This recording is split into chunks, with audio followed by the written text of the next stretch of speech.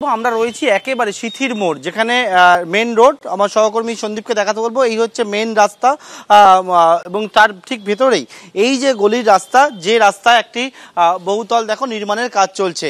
এটি হচ্ছে রাজেন্দ্রনাথ রায়চৌধুরী লেন এবং এই রাজেন্দ্রনাথ রায়চৌধুরী লেনে অভিজিৎ সরকার প্রমোটার, তিনি এই কনস্ট্রাকশনের কাজটি করছেন। তিনি একেবারে জানান যে বিষয়টা, সেটা হচ্ছে এই কনস্ট্রাকশনের কাজ করতে গিয়ে এখানে দেখতে পাচ্ছ বেশ কয়েকটা জায়গা যেখানে কাজ চলছে বর্তমানে, সেখানে কয়েকজন ভাড়াটিয়া ছিলেন এবং তাদেরকে সেটেলমেন্ট করিয়ে দেবে বলে অভিজিৎ দাস ওরফে রানা নামে স্থানীয় এক তৃণমূল কর্মী তিনি দীর্ঘদিন ধরে বলছিলেন। কিন্তু প্রমোটারের দাবি, তিনি জানান যে কোনো রকমের সেটেলমেন্টের প্রয়োজন নেই, তিনি নিজেই সেটেলমেন্ট বা যা কিছু করা সেটা করে নেবেন, কিন্তু তার কাছ থেকে 5 লক্ষ টাকা চাওয়া হয় বলে জানান প্রমোটার। এর পরবর্তীকালে বলেন যে তাকে যখন ফোন করা হয়, গতকালকে যখন গোটা বিষয় সেই ভাড়াটিয়া যারা ছিলেন তারা উঠে চলে যান এবং তার পরবর্তীকালে টাকা চেয়ে যখন ফোন করা হয় সেই টাকার কথা প্রমোটার জানান যে ওনাকে সেটেলমেন্ট করতে কিছু বলা হয়নি, সুতরাং সেই টাকা তিনি দেবেন না।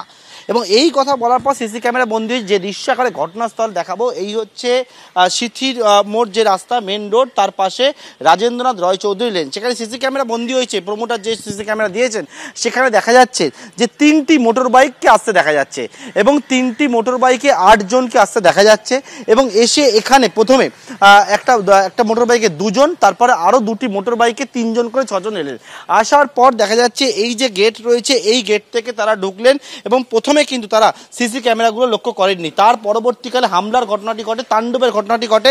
তার বিভিন্ন জায়গায় যে সিসি ক্যামেরা রয়েছে, সন্দীপ কবল ছবিটি তুলে ধরতে, সেই সিসি ক্যামেরা কিন্তু এখানে ভেঙে দেওয়া হয়, তার ছিঁড়ে দেওয়া হয়, অর্থাৎ তোলাবাজির অভিযোগ উঠছে এবং তোলাবাজি করতে এসে সিসি ক্যামেরা তার ছিঁড়ে দেওয়া হয় বলে জানাচ্ছে। ক্যামেরা বিভিন্ন জায়গায় ভাঙা অবস্থায় পড়ে রয়েছে, দেখতে পাচ্ছ আরও একটা সিসি ক্যামেরা তার এখানে খোলা অবস্থায় রয়েছে, পড়ে রয়েছে। এই হচ্ছে অফিস ঘর। এর পরবর্তীকালে সিসি ক্যামেরা বন্দী হয়ে যে দৃশ্য, সেটি হচ্ছে যে দল আসে তারা, প্রমোটারের দাবি যে তারা নিজেদেরকে জায়ন্ত সিং এবং অতীন ঘোষের লোক বলে পরিচয় দেন। যদিও অতীন ঘোষ বিষয়টি জানা নেই বলে তিনি জানিয়েছেন। এই দরজা একবার লাথি মারতে দেখা যায় এবং প্রমোটারের যে অফিস, সেই অফিস ঘর দেখতে পাচ্ছ একবার লন্ডভন্ড অফিস ঘর, চেয়ার বা টেবিল সব উল্টে পড়ে রয়েছে।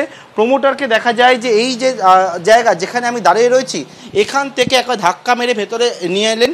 নিয়ে আসার পর এই যে সোফা রয়েছে, এই সোফার মধ্যে প্রমোটারকে বসিয়ে তার ওপরে হামলা হয়।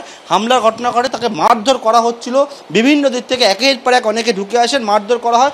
পরবর্তীকালে তারা যখন নজরে পড়ে যেখানে সিসি ক্যামেরা রয়েছে, তখন কিন্তু সেই সিসি ক্যামেরা ভেঙে যেতে দেখা যাচ্ছে, এই সিসি ক্যামেরা ভাঙা অবস্থায় পড়ে রয়েছে। এবং এ অভিযোগ যে শুধু মারধরই নয়, তার পরবর্তীকালে পাশের যে ঘরটি রয়েছে, এই যে অফিস ঘর, এই অফিস ঘরের ভেতরে চলে আসেন